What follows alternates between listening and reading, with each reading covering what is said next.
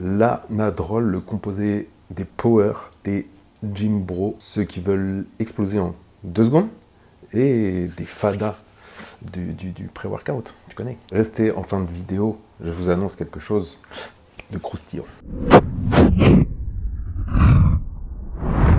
Vous pouvez déjà retrouver le e-book numéro 1 et la formation qui sont déjà sortis, où justement on aborde les bases à comprendre, et des fois même au bout du 5e cycle, certaines personnes n'ont pas les bases, et c'est là le souci. Et puisque le numéro 2 abordera la suite, il vous faudra forcément pour mieux tout comprendre le e-book numéro 1 ou la formation qui est beaucoup plus avancée. L'anadrol, donc connu sous le nom d'anapollon également, et sous le nom générique d'oxymétolone, avec du coup cette même molécule active. On va parler un petit peu d'apparition clinique, et dans ces apparitions justement, il est apparu dans le marché sur les années 1960, où l'anadrol justement a été principalement utilisé pour des pathologies graves comme l'anémie, la cachexie et l'ostéoporose. Et depuis ça, son rôle médical a été remplacé par des traitements, on va dire, un peu plus sûrs, bien que ça reste quand même un outil assez puissant pour des conditions qui sont maintenant assez rares. Et justement, de ces effets secondaires apportent ses limites cliniques, qu'on verra par la suite. De tous les oraux, ça a été l'une des molécules qui a été le plus haut utilisée de façon clinique, allant de 1 à 2 mg par kilo de poids de corps par jour. Donc une personne de 100 kg, c'est à peu près 100 mg ou 200 mg par kilo de poids de corps, c'est quand même assez conséquent. Et dans certains cas, pouvait même aller à des 5 mg par kilo de poids de corps, ce qui fait 500 mg par jour. Là, actuellement, avec ces dosages-là, j'aurais bien aimé voir leur fonction hépatique, s'ils arrivent à manger sans avoir même une petite remontée acide, une remontée gastrique, ni même réussir à avaler leurs calories à la fin de la journée. Et après tout, je pense que c'est comme le primo au final, et que ces personnes-là, c'était certainement des cas assez graves, assez conséquents, et devaient compenser cette prise d'anadrol pour des fonctions internes qui ne marchaient plus. Et donc, objectivement, ils étaient un peu moins regardants sur leur santé en général. Par exemple, si on a des cas comme l'ostéoporose ou l'anémie. Voilà. Pourquoi il est si populaire? J'ai envie de dire, c'est un peu comme tous les oraux, il a un effet assez rapide. Et donc, on va avoir forcément une montée assez rapide de poids et de force. Et l'impact visuel qu'il pourrait avoir avec un effet de remplissement, de foule sur le physique qu'on va voir juste après. Ses propriétés maintenant. C'est un dérivé de DHT, mais il est quand même assez unique sur sa structure. Il a une demi-vie d'environ 9 heures. Il a un groupe 2 hydroxyméthylène attaché au premier anneau cycloalcane du noyau stéroïdien qui lui permet d'être inhibé par le métabolisme des 3-alpha déshydrogénase. Donc il reste un composé quand même assez anabolisant. Malgré que ça soit un dérivé de la DHT, il est plus, on va dire, un peu comme la nandrolone dans le sens où il va avoir quand même beaucoup d'actions hors site sur certains récepteurs, comme pourraient le faire certains dérivés de la DHT, comme les récepteurs œstrogènes. En revanche, malgré cette interaction, il ne serait pas sujet à l'aromatase et donc pas de conversion en œstradiol. Et c'est là justement qu'on va voir ces actions hors site, c'est qu'il pourrait influencer le métabolisme du glucose, de par l'intermédiaire du récepteur des œstrogènes, d'où l'utilisation durant une peak week, une recharge glucidique pour paraître plus rempli, full, et malgré que ça ne soit pas étudié et qu'il y ait eu des faits concrets qui en soient ressortis, et de quelle manière il interagit sur justement ces récepteurs d'œstrogènes, mais du coup, on peut peut-être avoir une déduction de par cet effet. Et comme on sait que les œstrogènes, eux, justement, ont des effets et jouent un rôle important dans le métabolisme des glucoses, ils influencent donc la sensibilité à l'insuline, l'absorption du glucose par les cellules et le stockage de glucides sous forme de glycogène. Et donc, on peut penser potentiellement que ça aide dans ce contexte-là, bien sûr, à défaut d'être prêt. Contrairement justement à certains dérivés de la DHT, il peut tout de même entraîner une rétention hydrique assez significative. Cela peut sembler paradoxal pour justement un dérivé de DHT, qui sont souvent associés à des effets secs, des prises de masse propres.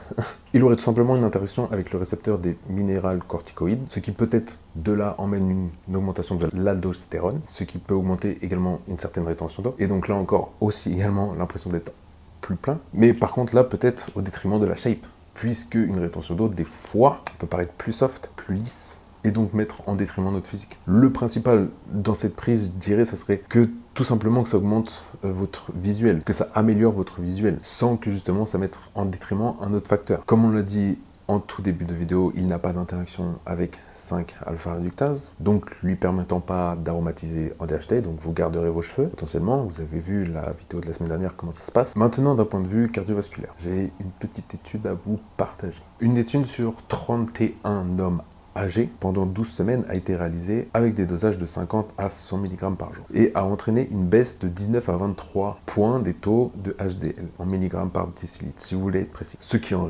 résulte d'un résultat assez peu nocif sur les lipides. Un peu, on va dire, un peu comme la Navarre, à moindre degré, contrairement justement au Winstrol qui potentiellement impacterait beaucoup plus cet aspect-là. Maintenant, encore une fois, c'est une étude, c'est une petite représentation, mais à ne pas prendre à la lettre. Comme tous les oraux, c'est un 17 alpha à alkylé et donc potentiellement sera toxique pour le foie. Et de ce qu'on rapporte, très toxique, à l'inverse, certainement par une utilisation trop poussée. Et que sur une étude également, il en est ressorti que les marqueurs hépatiques ont augmenté qu'à partir d'un dosage de 100 mg. Donc, il faut quand même déjà y aller. Et que sur une prise d'un an, les GGT, donc c'est une enzyme présente dans le foie, ont augmenté de 17% chez les patients atteints d'une tumeur hépatique. Cela veut dire que potentiellement, si on a réduit la dose déjà à 50%, ben, on peut dire que c'est un dosage assez bien toléré. Mais là, encore une fois, c'est étudié sur un cas précis, donc c'est que des spéculations. Puis on va surtout le voir en fin de vidéo que l'utilisation en sera très limitée. Et donc, au final, comme la Navarre, si on fait que des spéculation, car ce n'est pas non plus un composé que je donne à tout va, et donc je n'ai pas également beaucoup de data et de retour sur ça, c'est qu'il serait assez doux comme la Navarre, et donc moins dangereux des 17 à alkylés pour cet organe. En revanche, de manière anecdotique, et ça j'en suis d'accord, parce que souvent les retours que j'ai eus c'était ça avant tout, qu'un foie élevé, et qui diminuait significativement l'appétit. Relation cause à effet, on ne sait pas. Mais si ça apporte des facteurs limitants sur notre progression, la question ne se pose pas. Il faut l'enlever. Et vu qu'il était utilisé de base également pour l'anémie, donc potentiellement, il aurait une tendance à augmenter vos HTC qu'un autre, selon, encore une fois, l'individualité. Et du coup, maintenant, on va voir en termes d'application ce qu'on pourrait en faire. Donc déjà, en off, il a une application limitée, s'il viendrait nous apporter des facteurs limitants, s'il nous empêche de manger, s'il augmente les hématocrites, ainsi la tension artérielle, ainsi la rétention d'eau. Et de par ses fonctions altérées, viendrait impacter notre récupération, notre sommeil, moins de fréquence d'entraînement, et du coup là, s'emporter dans un cercle vicieux, alors qu'on en ferait mieux sans. Et si justement on en reprend la base de notre objectif durant cette période, et de ce qu'on cherche d'un stéroïde en général, il ne serait donc non approprié. Et d'un point de vue, là maintenant, préparation compétition, il pourrait avoir quelques applications, encore une fois limitées, mais dans certains cas précis. Et pour ça, pour être utilisé en fin de préparation ou durant en faisant des petites modifications.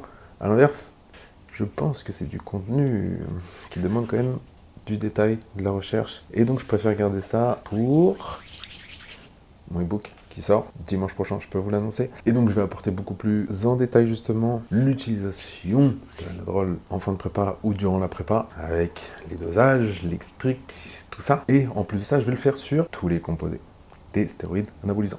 Bref, j'en parle juste après.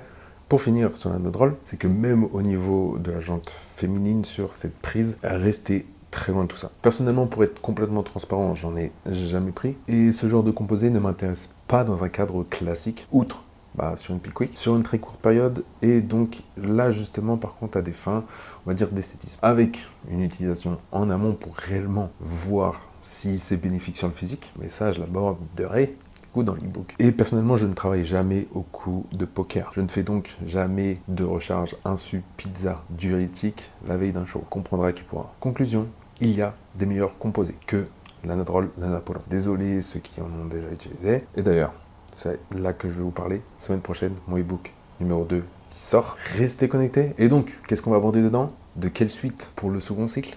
Quels composés utiliser? Mais on va voir surtout tous les composés injectables et oraux qui nous seront potentiellement utiles à l'avenir. Et là, pour que ce soit votre deuxième, troisième, 16e, 30e cycle, vous aurez des informations sur qui fait quoi, quelles interactions avec tel ou tel récepteur, quels sont les avantages, les bénéfices de chaque composé, dans quelle phase, en off, en prépa, lesquels sont à prohiber, lesquels sont les mieux. Un peu comme là j'ai fait sur cette vidéo, un peu ce même format, sauf que ça sera sur tous les anabolisants, sur un même e-book, sur un même livre qui fait ça.